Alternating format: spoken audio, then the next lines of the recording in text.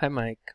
So, not sure what is expected in this case, but see, for example, I created this sales receipt with the payment method as a cash.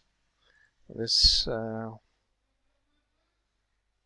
so this sales receipt got created. Now I'm changing it to the reader. Okay, so when I select it, when I select the reader, it populates the default reader.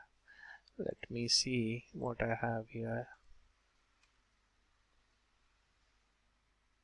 Yeah, so I have only one reader here added, so that got populated and it's not editable. I'm not able to remove it. And now if I try to save it, it just gets saved without giving me option to perform a card swipe. So I think at this stage it should allow user to perform a card swipe. Yeah, that's what I feel. But let me know what is expected here. Thank you.